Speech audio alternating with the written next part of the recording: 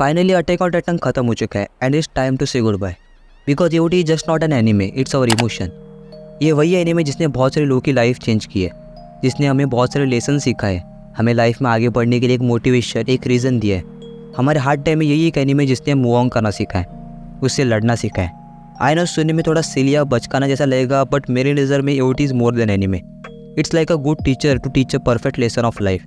जिधर इसने मुझे इतना इनकरेज किया कि थोड़ा बहुत कहो ही ना, बट मिनिमम 1% चेंजेस मुझे आया आफ्टर वॉचिंग यूटी। और तुम में से बहुत सारे लोग अग्री भी करेंगे। आज भी अगर कभी भी लाइफ में हार्ड टाइम चल रहा होता है तो अब मैं यूटी का कोई भी सीन देखता हूँ, लाइक एरन का ताता का है, नहीं तो कमांडर एरन स्मिथ की लास्ट स्पीच, नहीं तो सिर्फ शिंजो सासाको, ये वर्ड सुनाई देता है तो इतना करेज, मोटिवेशन, अंदर ऐसी आग जलती है ना कि आई हुई प्रॉब्लम्स को आग लड़ने की ताकत मिलती है। मैं इस वीडियो में लास्ट टाइम यूटी को गुड बाय बोलने आया हूँ। फाइनल एपिसोड की भी बात करेंगे, पर उससे पहले अटैक ऑन टाइटन की जो जर्नी है, जो मेरी इमोशंस है, वो थोड़ा मैं बयां करना चाहूँगा। जैसे नवंबर 4 को यूटी का फाइनल एपिसोड है एंड इट्स रियली गुड।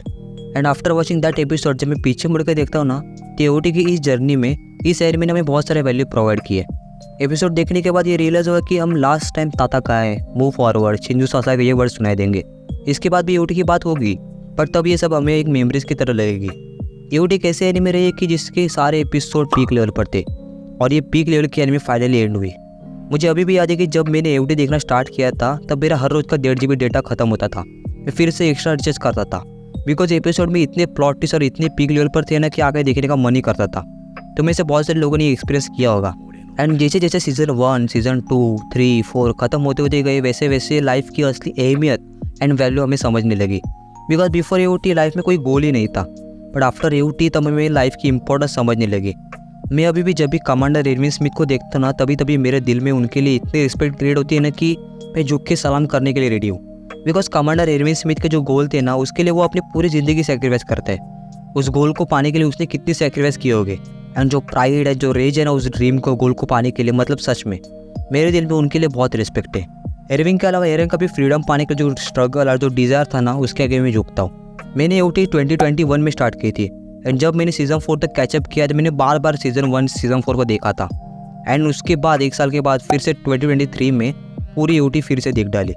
मैं सबसे कहता रहता कि मेरे लाइफ में सबसे हैप्पी टाइम पीरियड में फर्स्ट चाइल्डहुड आता है, सेकंड वन पीस की जर्नी एंड थर्ड यूटी की journey. And I am really glad कि मैंने ये एनिमे देखे। बहुत लोग इसके एंडिंग से नाराज़ थे, but I am okay with it. Even मुझे पता था कि लास्ट में एरन मरने वाला है, बट मैं लास्ट तक यही होप लगा के बैठा था कि एरन बच जाए। फाइनल एपिसोड में बहुत सारे ऐसे मोमेंट्स थे जो कि बहुत इमोशनल थे। लाइक जब सारे लोग डिसाइड करते कि एरन को मारना पड़ेगा, तब क्यों ना जाने, बट मेरा दिल नहीं मान रहा था।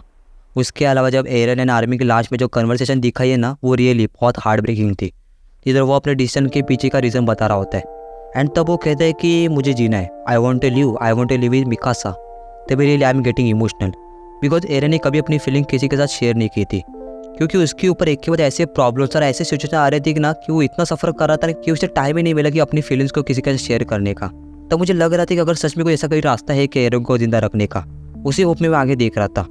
उसके साथ हमें एरन एंड मिकासा के कुछ मोमेंट्स दिखाए जो कि रियल नहीं थे, बट उन्हें देख के सच में अच्छा लगा। तभी एरन बोलते हैं कि हम दोनों भाग निकले मार्ली से, और बाकी के 4 साल मैं तुम्हारे साथ बिताना चाहता हूँ। एंड ये सुनने के बाद आई रियली हैप्पी। मैं तभी सोच रहा था कि काश एरन ने तभी ये रास्ता चुन लिया होता तो सच में बहुत अच्छा होता। बट तुम एरन को तो जानते हो ना कि वो अपने फ्रेंड्स को कभी भी धोखा नहीं दे सकता और ना कभी उन्हें कुछ होने देगा। उसके पास वही एक चॉइस थी, अगर दुनिया को टाइटन से फ्री करना है तो। एंड जब ये मुझे लास्ट में समझा, तब I really cry. He sacrifice because of others sake. तब हमें Sasha, scout regiment, commander Erwin, Hange, बहुत सारे लोग देखते हैं and little I don't stop crying. बहुत सारे लोग इसके लास्ट के एकदम पोस्ट सीन से नाराज़ है। इधर फिर से वॉर वगैरह होती रहती है एंड वही साइकिल चालू रहती है। एंड सच में बोलना तो मैं भी थोड़ा अपसेट था वो देखकर कि एरन ने खुद को सेक्रीफाइस करके ये दुनिया की एक्सपेक्टेशन तो नहीं की थी, बट ये रियलिटी हमें एक्सेप्ट करनी पड़ेगी। अटैक ऑन टाइटन की हीरो एंड विलन की स्टोरी कभी नहीं थी, ये हमारे रियलिटी की एक रेप्लिका है। जिधर रियल लाइफ में बहुत सारे लोगों ने अपनी लाइफ सेक्रीफाइस की है दुनिया में शांति और पीस लाने के लिए, बट लोगों के अंदर की जो हेटेड फीलिंग है, जो रिवेंज वाली फीलिंग है, वो कभी खत्म नहीं होगी और ये साइकिल चालू रहेगी जो अभी रियलिटी में चल रही है। तो नेशंस के बीच में वॉर चालू है, तो Attack on Titan is a mirror of our reality जो हमें एक्सेप्ट करना पड़ेगा। तो ऐसे ग्रेट एनिमे फाइनली एंड होगी and we are all thanks and blessful because हम इसके लेजेंड एंडिंग का हिस्सा रहे। फ्यूचर में भी लोग इसे देखेंगे, उसकी एंडिंग को देख के इमोशनल होंगे, बट हमने जो इंतज़ार किया है, जो पेशेंस हमने इतने साल बनाए के रखे थे, और ये जो एक्सपीरियंस और ये जो जर्नी है ना, रियली इट्स वेरी प्रीशियस। तो एक बार लास्ट टाइम अपने हार्ट पर हाथ रखकर शिंजो सासागे बोल के एवटी को थैंक्स एंड गुड बाय बोलते हैं। शिंजो सासागे